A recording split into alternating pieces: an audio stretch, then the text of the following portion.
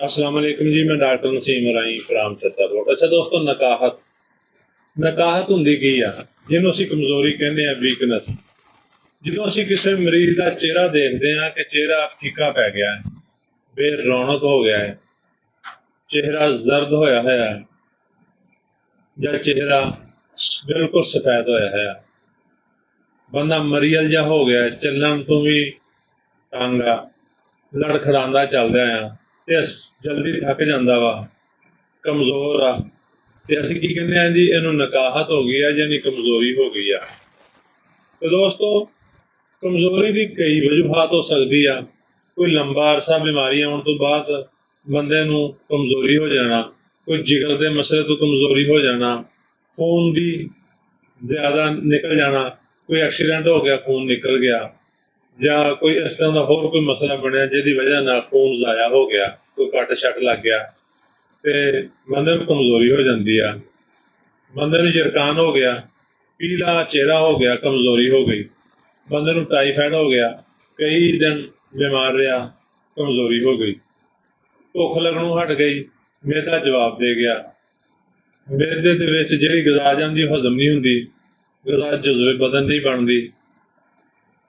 ਮਰੀਜ਼ ਜਦੋਂ ਡਾਕਟਰ ਕੋਲ ਜਾਂਦਾ, ਉਹ ਕਹਿੰਦਾ ਡਾਕਟਰ ਸਾਹਿਬ ਮੇਰੀ ਕਮਜ਼ੋਰੀ ਦਾ ਇਲਾਜ ਕਰੋ, ਮੈਂ ਤੇ ਬਹੁਤ ਪਰੇਸ਼ਾਨ ਹਾਂ, ਮੈਂ ਚੱਲਦਾ ਹੈ ਮੇਰਾ ਸਾਹ ਫੁੱਲ ਜਾਂਦਾ ਹੈ, ਮੈਂ ਖਾਣਾ ਖਾਣਾ ਹੈ ਉਹ ਹਜ਼ਮ ਨਹੀਂ ਹੁੰਦਾ, ਐਵੇਂ ਲੱਗਦਾ ਹੈ ਖਾਣਾ ਮਿਹਦੇ 'ਚ ਹੀ ਪਿਆ ਵਾ, ਮੈਂ ਦੁੱਧ ਪੀਣਾ ਹੈ, ਮੈਂ ਫਰੂਟ ਖਾਣਾ ਹੈ, ਲੇਕਿਨ ਮੈਨੂੰ ਕੋਈ ਫਰਕ ਨਹੀਂ ਪੈਂਦਾ, ਮੈਨੂੰ ਥਰਥਰਾਹਟ ਹੁੰਦੀ ਆ, ਜਿਹਨੂੰ ਅਸੀਂ ਕਹਿੰਦੇ ਆ ਕੰਬਦਾ ਹੈ, ਕਾਂਪਣਾ। ਦੋਸਤੋ, ਜਦੋਂ ਇਹਨਾਂ ਚੀਜ਼ਾਂ ਨੂੰ ਅਸੀਂ ਦੇਖਦੇ ਹਾਂ ਨਾ ਕਿ ਉਹ ਮਰੀਜ਼ ਬਹੁਤ ਕਮਜ਼ੋਰ ਹੋ ਚੁੱਕਿਆ ਹੈ, ਤੇ ਸਾਡੇ ਜ਼ਿਹਨ 'ਚ ਇੱਕੋ ਹੀ ਦਵਾ ਆਉਂਦੀ ਆ, ਚਾਈਨਾ 30।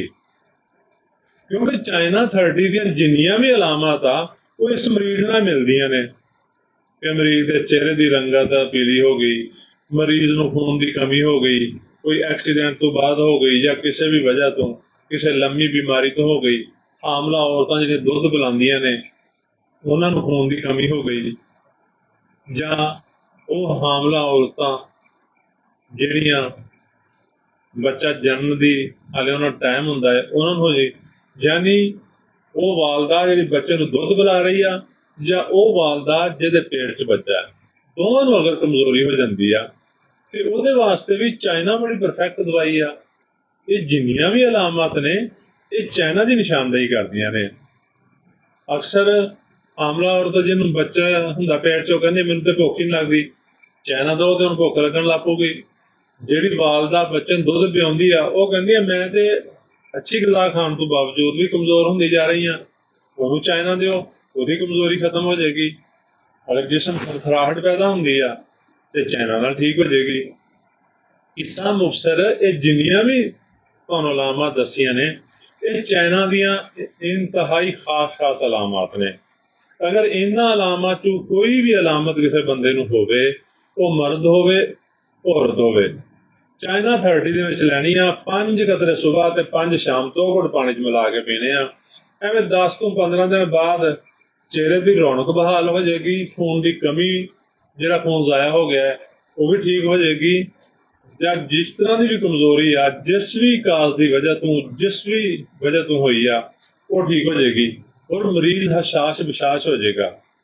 ਤੇ ਦੋਸਤੋ, ਚਾਈਨਾ 30 5 ਕਤਰੇ ਸੁਬਾਹ 5 ਸ਼ਾਮ 2 ਘੁੱਟ ਪਾਣੀ 'ਚ ਪਾ ਕੇ ਪੀਣੇ ਆ। ਇਸ ਦਵਾਈ ਨੂੰ 20-25 ਦਿਨ ਕੰਟੀਨਿਊ ਕਰੋ, ਤੁਸੀਂ ਦੇਖੋਗੇ ਕਿ ਤੁਹਾਡੀ ਜ਼ਿੰਦਗੀ ਬਦਲ ਗਈ ਆ। ਸਾਡੀ ਵੀਡੀਓ ਲਾਈਕ ਤੇ ਸ਼ੇਅਰ ਕਰੋ ਤਾਂ ਕਿ ਵੀਡੀਓ ਹੋਰ ਲੋਕਾਂ ਤੱਕ ਪਹੁੰਚੇ ਔਰ ਉਹਨਾਂ ਦਾ ਫਾਇਦਾ ਹੋਵੇ।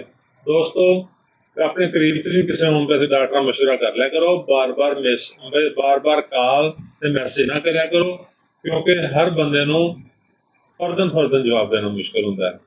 ਸ਼ੁਕਰੀਆ, ਅੱਲਾ ਹਾਫਿਜ਼।